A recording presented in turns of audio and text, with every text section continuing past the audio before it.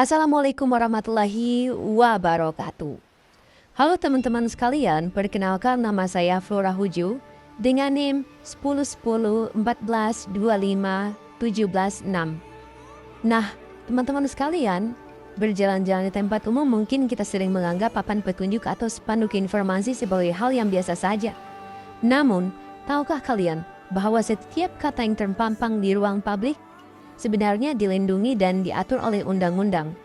Dalam rangka memenuhi tugas UAS Bahasa Indonesia, hari ini saya akan mengajak kalian membedah peraturan Presiden nomor 63 tahun 2019, khususnya bagian ke-14 pasal 40. Aturan ini sangat penting karena berkaitan langsung dengan hak kita mendapatkan informasi di ruang publik.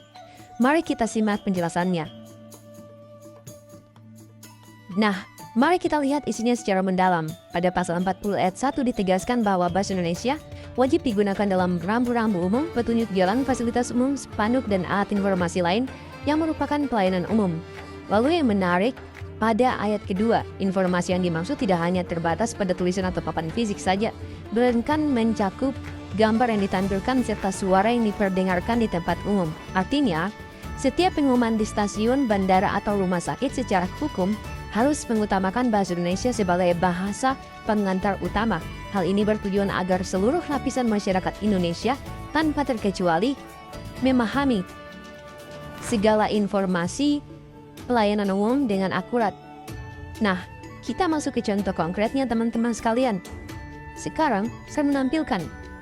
Di sebelah ini terdapat papan petunjuk arah menuju, misalnya kayak seperti di kereta api atau di tempat papan informasi lainnya. Penggunaan di sini sudah tepat karena menggunakan istilah bahasa Indonesia dan juga bahasa Inggris. Nah, karena menggunakan istilah bahasa Indonesia yang baku dan juga dipahami, ini adalah contoh penerapan pasal 40 ayat 1 yang sudah berjalan dengan baik. Namun teman-teman sekalian, terkadang kita masih menemukan fasilitas umum yang hanya menggunakan bahasa asing, misalnya tulisan exit tanpa kata keluar atau spanduk informasi yang didominasi istilah asing. Berdasarkan pasal 40, seharusnya bahasa negara kita menjadi yang utama. Jika ingin menggunakan bahasa asing sebagai pendamping, posisinya harus diletakkan di bagian bawah atau dengan ukuran yang tidak lebih dominan dari bahasa Indonesia.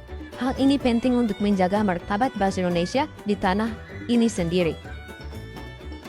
Dan sebagai penutupnya, saya akan menyampaikan sedikit kesimpulan, di mana pasal 40 ini hadir untuk memastikan bahwa bahasa Indonesia tetap berdaulat di ruang publik kita. Dengan memahami aturan ini, kita sebagai mahasiswa bisa turut mengawasi dan memberikan edukasi kepada masyarakat luas agar lebih bangga menggunakan bahasa nasional kita. Demikian video kali ini, semoga bermanfaat. Wabillahi taufiq wal hidayah. Wassalamualaikum warahmatullahi wabarakatuh dan salam Indonesia.